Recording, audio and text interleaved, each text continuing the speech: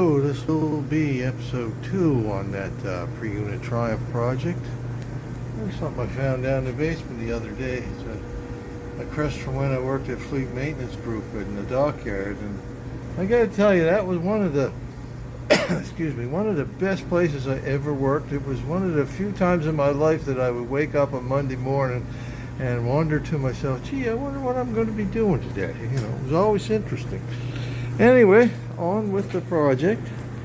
As you can see, I've got the primary cover back on there. I did make some timing marks on the generator stator in there, so if I ever did want to pardon me, if I ever did want to do a strobe time on it, I can do it now. So anyway, while I was at that, I checked the timing of the magneto, and the timing is bang on. The only thing was that the cable wasn't in all the way, so it wasn't allowing the timing to come up on its proper advance. So anyway, I looked after that and got the cable adjusted properly, and now it operates like it should. Like when you pull the cable, it retards the ignition, and when you let the cable go slack, it comes up on advance, and it's right exactly where it should be. So that's good to know, and it gave me a chance to have a look inside that little cover there on this old K2F magneto as well.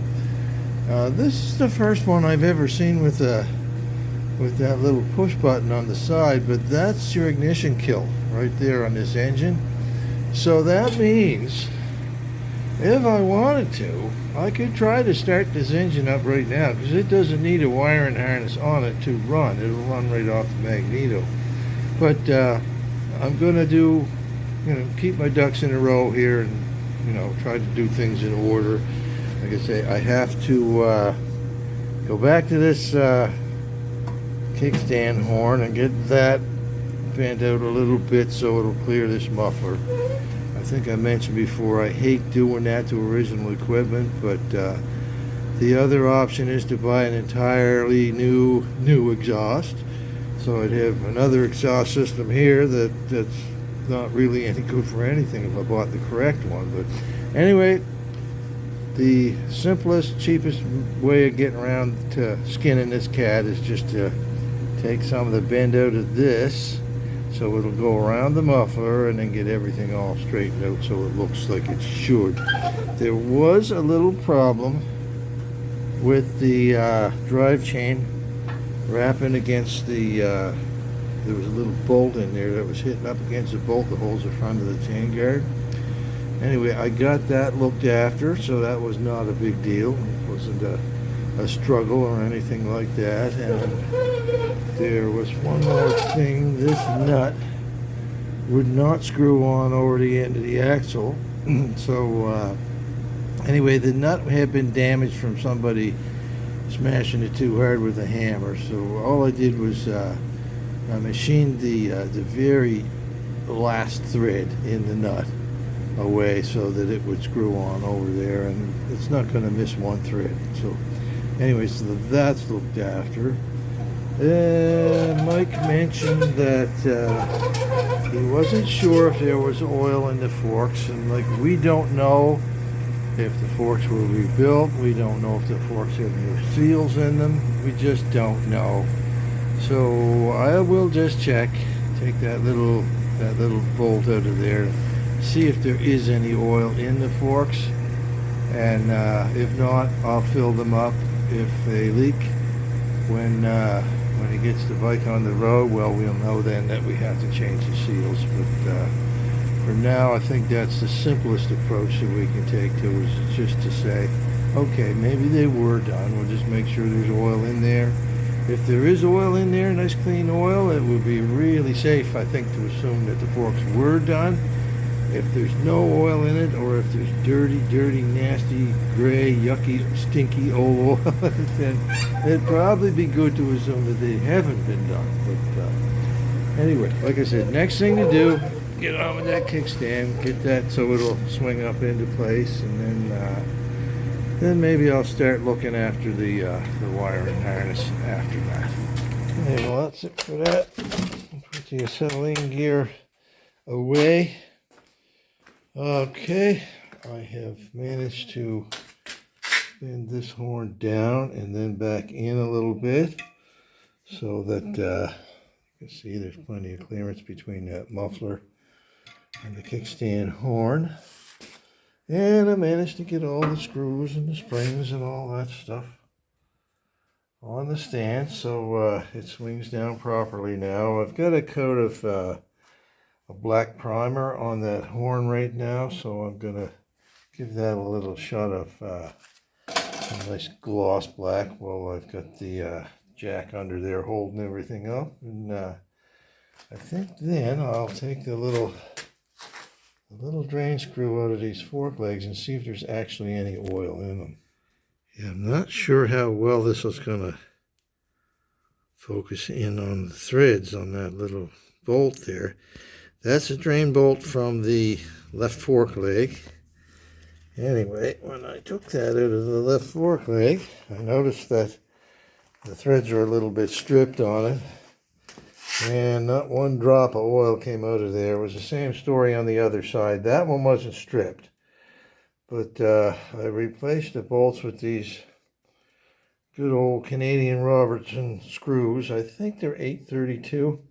Anyway, they fit in there perfectly, and they should certainly do the job. And I figure, well, where I'm changing out a cap head bolt on this one, I might as well do the same thing on the other side. Keep each side identical anyway. So the other side also has one of these little Robertson head screws on it. So anyway, now I have to go way up here and get these top caps off so I can put some oil in those forks. Right, well, I've got 150 cc's of 20W motor oil in these. I believe it's what it calls for, but I know it's a quarter pint or 150 cc's is correct. So the same oil that I put in the primary, the same amount as well. And anyway, while I was at that, I thought I might as well take these carburetor covers off and just see what I'm looking at. It appears to have the plastic floats in there. Everything seems to be operating the way it should. So I think I'm just going to spray a little rust check in there and keep that from corroding. And while I've got these big old aftermarket covers off, the finish on them is terrible. And around the outside, it just looks like some beaver was chewing at them or something. But anyway, I'm going to clean them up while I've got them off. So might as well do that while I can. Right. Just thought I'd show you the difference between the two. This is the one from the left side. I just gave that a quick cleaning up in the lathe and a quick touch on the buffer. The whole job took me about 10 minutes. So I'm going to put that back on the left carburetor and take this one off the right carburetor and do the same thing to that. Right, so there we are. There's the float chamber covers back on. There's the one on the left. And here's the one on the right. That's a lot better looking than it was before. This bike must have spent a good amount of time outdoors in the weather at some point or other. And I know whoever was the guy who started cleaning this up when it was first rescued, they must have been awful fond of blasting stuff, because there's evidence of blasting on all the cases. I just hope it was just vapor blasting and not anything heavier than that, because frankly I don't think blasting media and engines should be kept in the same shop. And you know how hopefully they got all the bits and pieces and the little microscopic bits of grit all cleaned out of there. I'm sure with the engine it is, because I don't think Gary would ever let anything leave the shop without making sure that it was clean inside, you know, because he's a smart man. He knows what he's doing. So, anyway, I think that is just about it for all the little odds and ends that needed to be taken care of. And the forks don't seem to be leaking. No, nothing on my fingers from down there. And I'm not picking up any oil underneath the primary cover, so that's a good sign. All right, well, anyway, I guess the next thing to do is start putting the wiring harness on it, so that'll be what I'll do tomorrow. That's enough work for today. Well, last night I went to bed and I got to wondering whether anybody had bothered to clean out the inside of that oil tank. And as the bard once wrote, all that glitters is not gold. This thing is full of rust. And God only knows what else. Anyway, I'm going to have to take that oil tank back off and drain the little bit of oil out that Mike has put in there, because if I try to run the engine with that, and that stuff circulates through that newly rebuilt engine, well, that would be just goodbye engine. So anyway, so much for putting the wiring harness on. I'm going to have to take that oil tank off and clean that out before I do anything else. All right, well, that wasn't too difficult. Yeah, once I got that little oil line off of there, and the other two just slipped right off, so that's good. That'll also give me a chance to prime the oil lines going directly to the oil pump. I think Mike did that, but you know, this way I'll know for sure that it is primed. But like I say, I got to get in there now. I got to drain out this, so I'll just get a drain pan from, oh look, there's one right there on the lift with a little ATF left in it. I don't care about saving that stuff, so I'll just put that right here, and I'll let that drip into that pan. Okay, I gotta show this to you folks. Maybe I shouldn't, because I'm kind of teasing Mike here a little bit, but I don't know if you can see it, but that's a zip tie right there holding that tab on the bottom of that battery cover. And coming over to this side, if you look in here, I don't know if you can see that or not, but there's the little bolt that's supposed to go through that hole in that bracket. Anyway, that's probably why he had to stick a zip tie through that bottom one. So I'll have a good laugh at Mike when I see him. Ha ha, Mike. Anyway, yeah, I'll get that fixed up. Okay, there's the back of the battery box. I've got the bolt through the tab in the frame this time. There it is, and of course there's the case. Here's what we're going to use for a voltage regulator. It's one of those titanium units. Excuse me. And now you can see down here the zip tie is gone, and there's a little nut and bolt in there like it's supposed to be. All right, well, it's 10 to 10 in the evening now. The tank's been all drained out. I've flushed it out a few times with the Varsol, but tomorrow morning I'll come back out here and I'll turn the heat on again, and I'll put some drywall screws in that tank and give that a good rattling around, try to get all that old loose rust and crap out of there, and then flush it out a bunch of times, and I should be more happy with it then after that. Right, I don't know if the camera will focus in there, and I don't have my good flashlight either right now. It's on charge, but I hope you can see some of the crap that's down there in the bottom of that tank. Anyway, I'm going to put a little bit of Varsol in there, like maybe a half a cup or so, and put a bunch of screws in there, and I'm going to start rattling her around. Well, this is the Varsol that I just drained out of that oil tank.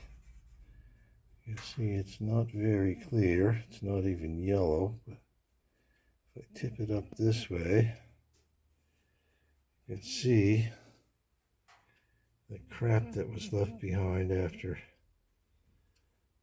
rattling the screws around in that tank. So it's definitely worthwhile doing. But I'm still not happy with the way the inside of that tank looks. I've got my flashlight here now all charged up, the good one. And I'm just going to shine that in there. Like I say, it's a hell of a lot better than it was. And it's probably usable, but I think I'm going to put some laundry detergent in that, get the oil out of it as much as I can. And then I'm going to put some muriatic acid in it and clean it up with that. That'll take the rust out. Okay, this is how I get myself in the doghouse. The boss isn't home this afternoon. She's gone to town. And when the cat's away, the big fat mouse will play.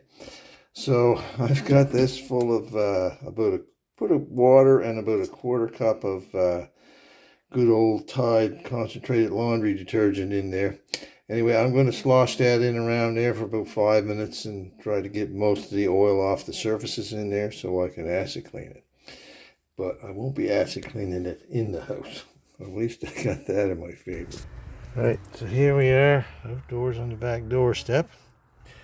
I have filled that up with hot water because this is a chemical reaction and it's gonna happen faster with warm water than if it was cold. Plus it's kind of cold outside. I think it's like -4 right now. At least it's not as cold as it was last night. That was like -20. That's about I don't know, that's about 0 Fahrenheit, I think, maybe a little more or a little less. Anyway, I can see that water it's stirring around a little bit, so there's some kind of magic happening in there. I'll just keep a real close eye on it for maybe an hour, but I don't think it'll even take that long because I did put about 3/4 of a cup of muriatic acid in it, so it ought to clean out pretty fast.